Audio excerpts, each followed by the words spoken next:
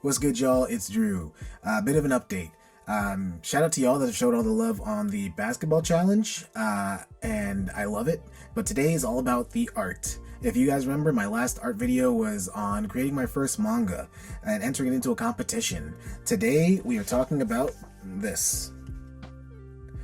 The second time I've ever entered a manga competition, and this is for, if you can see that, this is for SMA 22. The prompt was Seized with Rage.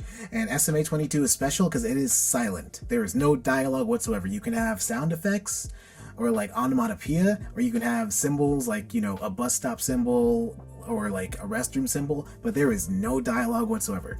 So we had to show rage and like depict emotion and intense scenes with no speaking, no words. Weirdly enough, this was a manga that I created about basketball, and if you want to read more and understand the story and see if you understand the rage part of it, I'll drop the link below. It's an interesting wrinkle, not being able to have your characters speak at all. You gotta like have good facial expressions, you've gotta capture all these emotions, and it's a nice little mental exercise, I guess, if you want to call it that. Anyways, as usual, I procrastinated. Yep. I knew about the prompt months in advance, and I'm like, I'm gonna do it. I should probably do this. Oh crap, it's January. So yes, in January, I created a doc and started going through ideas in my head, like, oh man, I gotta come up with something. And shout out to some of my friends who were on call with me in like Zoom, like, hey, what about this? What about that? And they got me to write something down. And that's the first step. If you're trying to do anything creative or just anything in general, that first step is just writing it down. Get like a blueprint out, and from there the story came. I went from the story to like mock-ups and storyboards to like character design to here's what I want to show rage and here's how I want to incorporate the emotion. And it even prompted you to use a double spread, which, if you don't know, is like when a comic has art that covers across the binding onto 2 pages. A lot of brand new techniques that I came up with, or not came up with, but I had to learn and incorporate. So yeah, January was a mess trying to rush this down. I think maybe like 14 pages was what I got, or 16, something like that. And I finished maybe a day and a half before the deadline, and I was worried because it's a Japanese competition. So I'm like, oh, if I submit on February, I think 2nd my time, which was the deadline, would that count for them in Japanese time? I don't know. I later realized that it was my time zone, so it is what it is. I still submitted a day and a half early just to be safe, made sure everything was accepted. It was weird. They had like a really small megabyte limit for like each page or like the whole project, which I was like, huh. So I actually had to reduce some of the detail I had on, especially my double page spread. All in all, it was a rush to job, but I think it was a great learning experience. And like towards the end of it, that final week, my hand was cramping from the drawing, the shading, the detailing.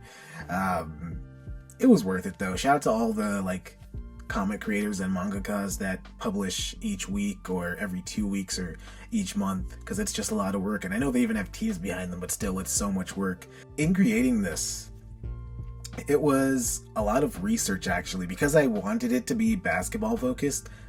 I had to watch a lot of basketball highlights. I had to even study arenas and like the lighting above you when you're in an arena, and try to like put a crowd in.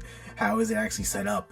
And I spent so much time learning how to draw a basketball hoop, like the rim and the net, and I probably spent hours, because it's weirdly geometrical but also weirdly not, because like the rim is obviously circular and the net just kind of, it has tension in different places. And basketballs. I never want to draw a perfect sphere ever again. But also, basketballs are textured. They kind of have like a little skin on them, if you know what I'm talking about. And the skin plays with the light, and when it's like covered in sweat because of the players. There was a lot that I had to learn and incorporate. But all in all, I think I came out a better artist and a better storyteller. Even though my feedback from the competition was that my storytelling was weak, it's probably better than it was in my first work. And that's something cool about the competition, is that everyone gets feedback, no matter if you win or you just, which I respect. It may not be like a ton of feedback, but it's something. I would definitely enter again. I'm not sure if I would do the next one. I probably would want to get better at my storytelling and my art, because those are, well, that's the whole thing, really. Tell a story using art. But I'm definitely noticing I grew from my first work to this.